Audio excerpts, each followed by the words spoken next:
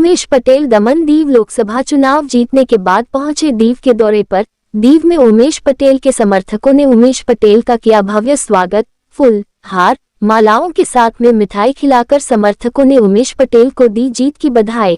दीव वासियों ने उमेश पटेल पर जताया पूरा भरोसा और उमेश पटेल को दीव से प्रचंड वोट देकर और दिलवाकर रचा नया इतिहास। उमेश पटेल ने भी चुनाव जीतते ही दमन दीव के लोगों का माना आभार। उमेश पटेल ने अपनी इस जीत का श्रेय दमन दीव की जनता को देते हुए इस जीत को जनता की जीत बताई।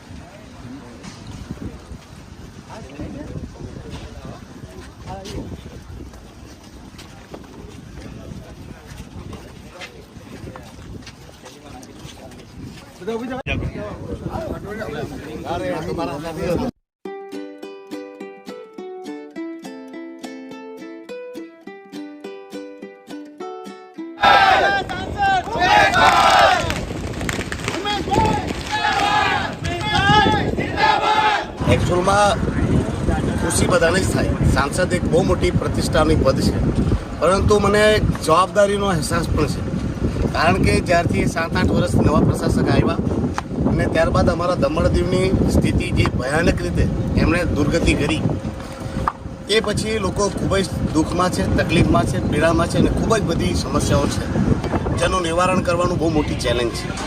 તો મને અહેસાસ તેનો પણ છે। જવાબદાર વ્યક્તિ બનીને વિપક્ષમાં હોય તો આંગળીઓ ચૂંદવાની ઇઝી બને, પરંતુ જ્યારે આપણે સત્તામાં આવીએ અને ત્યારે આપણે કામ કરવાનું હોય ત્યારે એક ચેલેન્જ બને। તો મને દરેક વખતની જેમ આ વખતે પણ ખૂબ જ ખુશી છે અને સાથે સાથે એક જવાબદાર વ્યક્તિ અને જવાબદાર નેતા બનવાનું ભાન પણ છે, એટલે જવાબદારી ઘણી છે અને કામ કરવા માટે। ઉમેશભાઈ, દમણ દીવની જનતાએ તમને બહુ સારા મત આપ્યા અને ભાજપને પરાજય આપ્યો। ભાજપને ચોથી વખત જીતતા તમે એનો રથ અટકાવ્યો। તમે જનતા માટે શું મેસેજ આપો છો?